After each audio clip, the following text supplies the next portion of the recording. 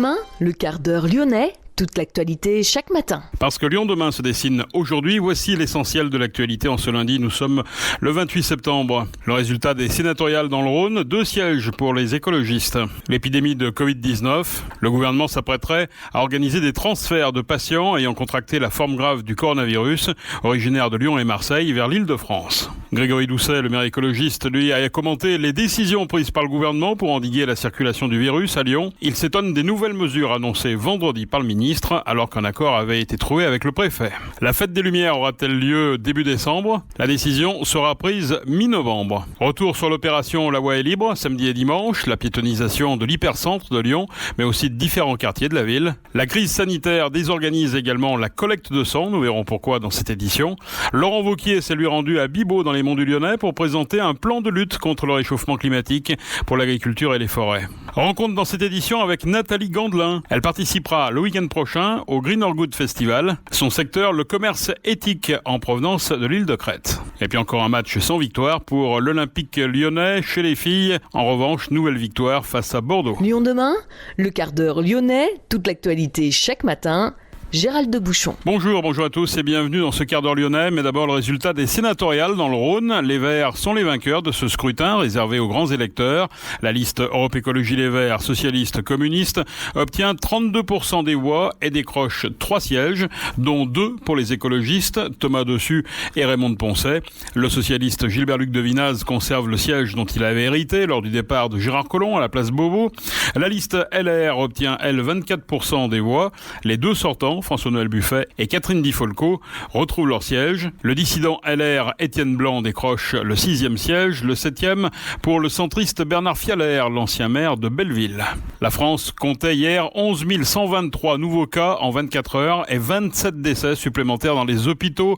Le gouvernement s'apprête par ailleurs à organiser des transferts de patients ayant contracté une forme grave du coronavirus. Originaire de Lyon et Marseille, il pourrait être transporté vers l'Île-de-France. L'Agence régionale de santé Auvergne-Rhône-Alpes indiquait hier que les hospices civils de Lyon n'avaient pas sollicité de transfert à ce stade. Thomas Gassilou, le député La République En Marche du Rhône et élu des Monts du Lyonnais, annonce lui avoir contracté le Covid-19. Il s'est mis à l'isolement pour 7 jours. Il assumera ses fonctions à distance. Grégory Doucet, le maire écologiste de Lyon, a commenté les décisions prises par le gouvernement pour endiguer la circulation du virus à Lyon. Parmi les nouvelles restrictions, les bars de l'agglomération devront fermer au maximum à 22h dès ce lundi. Grégory Doucet s'est dit surpris par les annonces du ministre, alors que 2 jours avant, des discussions fructueuses avaient été menées avec le préfet Pascal Mayos. Le nouveau maire se dit très inquiet des répercussions sur les établissements et doute également que l'effet escompté soit au rendez-vous. Grégory Doucet. Une fermeture à 22h, d'abord il n'est pas certain que ça puisse vraiment avoir l'effet escompté sur l'endiguement de l'épidémie, dans la mesure où les gens vont sortir à 22h des bars. Vont-ils sagement rentrer chez eux en portant le masque ? J'en suis pas certain. Donc en fait on risque de déplacer de l'espace privé à l'espace public la problématique, donc on ne l'aura pas résolu. Et par ailleurs, c'est un coup dur pour les patrons de bar. On a déjà une économie qui est en grande difficulté, qui est en souffrance. Donc, tout ce qui peut être fait pour les soutenir doit l'être. Et là, cette mesure complémentaire, elle est difficile à comprendre et elle intervient véritablement pas au bon moment. Grégory Doucet, la décision sur la tenue ou non de la fête des Lumières sera prise au milieu du mois de novembre. C'est encore le maire de Lyon qui l'a annoncé ce week-end sur l'antenne de France 3. Le nouveau maire ne veut pas y renoncer et fait le pari que l'on pourra faire la fête des Lumières.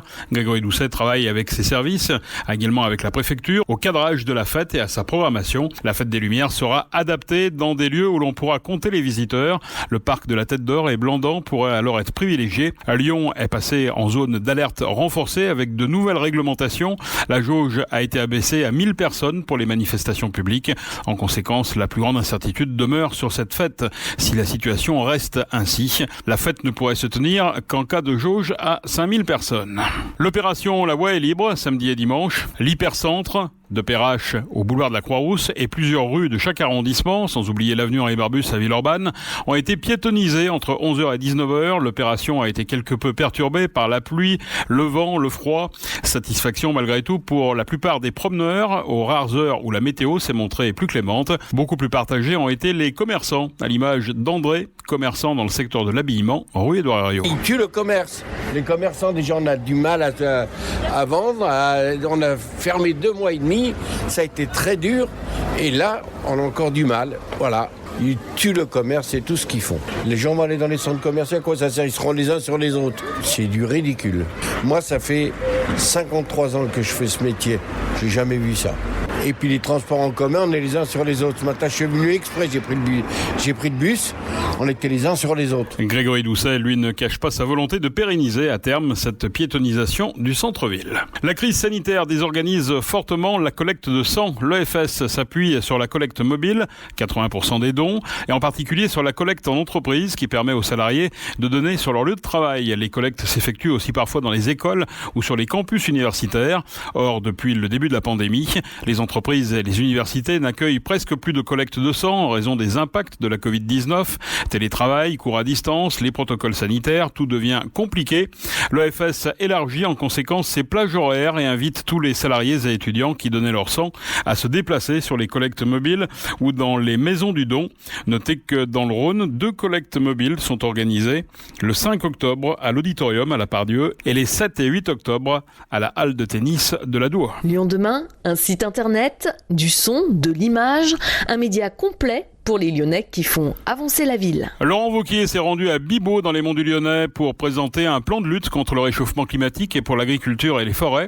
La région Auvergne-Rhône-Alpes financera ce dispositif à hauteur de 50 millions d'euros par an. Objectif, adapter notre agriculture au réchauffement climatique au lieu de le subir, selon les termes du président de région. Dans le détail, favoriser les systèmes paragrêle, antigel ou les solutions d'économie d'eau qui sont les retenues collinaires et les systèmes d'irrigation goutte à goutte. Autre idée de ce dispositif, l'introduction de races bovines plus rustiques, un accompagnement des exploitations pour mieux protéger leur stock fourrager ou encore la recherche variétale. Confirmé, la tenue le week-end prochain du Greener Good Festival. L'événement qui s'est mis au diapason des nouvelles mesures gouvernementales se tient samedi et dimanche au château de Montchat. Pour sa 5e édition, le festival propose un focus sur la thématique se nourrir pour une alimentation plus durable. Pour obtenir des produits de qualité issus d'un commerce éthique et en provenance de l'île de Crète, il faut s'intéresser à Gandelin Passion. Cette entreprise vend dans la région lyonnaise des produits crétois au juste prix pour leurs producteurs. Charlène Robert a rencontré Nathalie Gandelin. Tout le monde peut se procurer de l'huile d'olive dans son hypermarché de proximité. Mais pour avoir de l'huile d'olive grecque de qualité issue d'un commerce éthique, c'est moins facile. Nathalie Gandelin propose pourtant cela par le biais de son entreprise Gandelin Passion. Avec divers produits alimentaires issus de productions crétoises au juste prix, Nathalie Gandelin nous présente la genèse de son projet. Je suis très intéressée par la Crète depuis 20 ans, où je viens dans un petit village en tant que touriste au départ, et puis j'ai fait la connaissance de Crétois.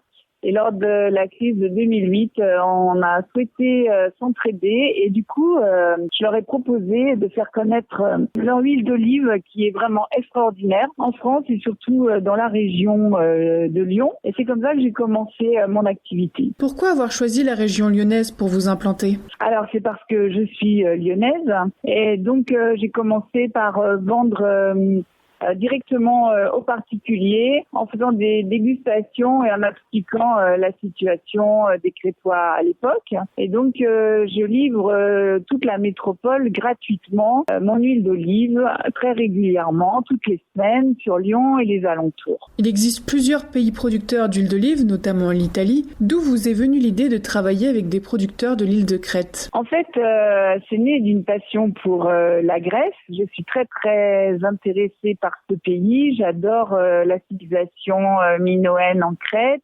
Je fais des études de grec et donc cette passion m'a amenée à vraiment m'investir sur tous les plans, sur ce produit et sur la culture et bien sûr la nourriture. Là, je viens de faire justement du pain particulier dans un restaurant. J'ai fait une vidéo pour montrer aussi comment les gens préparent le pain ici. Comment fonctionne votre commerce ? Il n'y a pas d'intermédiaire entre mes producteurs et mes clients. Bien sûr, moi, en tant que approvisionnement, parce que mes producteurs sont producteurs avant tout d'olives. Et en fait, je fais fabriquer l'huile d'olive dans le village, éthique, parce que au 1er janvier de l'année, en fait, je donne déjà le chiffre d'affaires que vont réaliser mes producteurs je le tiens et je règle en fait tout le stock au démarrage. Donc c'est-à-dire que les producteurs, dès qu'ils ont produit l'huile d'olive, ils sont payés pour l'année. Mais Gandelin Passion, ce n'est pas seulement de l'huile d'olive. Mes clients m'ont poussé à avoir d'autres produits. Donc, j'aide à produire aussi un miel extraordinaire de montagne qui est un miel de thym sauvage.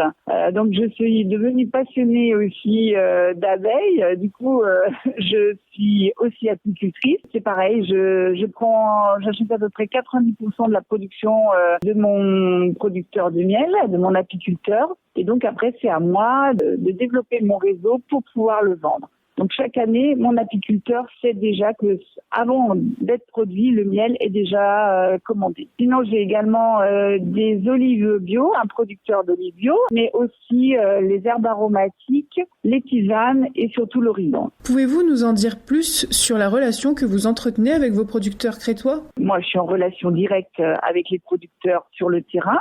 Et ensuite, je ne négocie pas les prix parce que je veux que ces agriculteurs puissent vivre avec le juste prix. Donc, je leur donne juste les quantités que je souhaiterais. Et ensuite, ces produits sont donc envoyés 2 ou 3 fois dans l'année. Je limite aussi l'impact carbone par des livraisons minimales dans l'année, puisque c'est moi qui stocke. Et donc, ça prend le bateau et ensuite la route. Concernant l'éco-responsabilité, faire de l'import de produits depuis l'île de Crète, ce n'est pas contraire aux valeurs écologiques ? C'est compliqué. Comme je dis, au quotidien, vous mangez du chocolat, vous buvez un café. Je pense qu'il y a certains produits du quotidien qu'on n'a pas en France. Mais localement, moi, je vends à 90% en local lyonnais. Je limite le nombre d'importations dans l'année. Et les bidons de 5 litres sont upcyclés par une lyonnaise qui est Jess Vellard. Donc, chaque client qui achète un bidon de 5 litres, quand il rachète un bidon, il me le ramène vide et ce bidon a une deuxième vie. Pour terminer, comment peut-on se procurer les produits que vous vendez ? Depuis la crise du Covid, j'ai mis en place un nouveau site qui a quelques semaines. Donc c'est Gandelin Passion.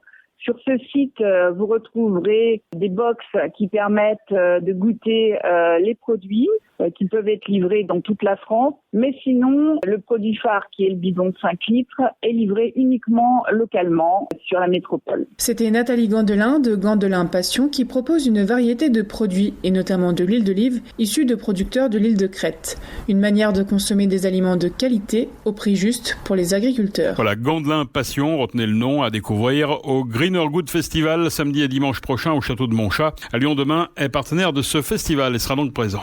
Georges Blanc s'apprête lui à vendre ses 2 affaires lyonnaises, le Splendide au Brotteau qu'il avait acheté en 2001 et le Centre au Cordelier qu'il avait repris à Nicolas Lebec en 2013. Le chef triplement étoilé de Vona a reçu 2 belles opportunités de 2 acquéreurs différents, aucun lien avec la crise sanitaire ni avec l'arrivée de la nouvelle municipalité.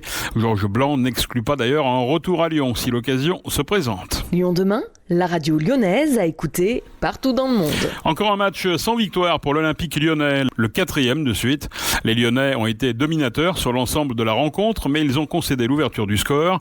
Léo Dubois, sur un exploit individuel, a toutefois réussi à égaliser. Score final donc 1-1. L'Olympique lyonnais est seulement 11e. L'Olympique lyonnais féminin a pour sa part battu Bordeaux 2-1. Les Lyonnaises ont remporté leur 3e victoire en 3 matchs de championnat pour rester désormais seul leader. C'est la fin de ce quart d'heure lyonnais. Merci de l'avoir suivi. On se retrouve demain, même heure, même antenne, mais restez prudents.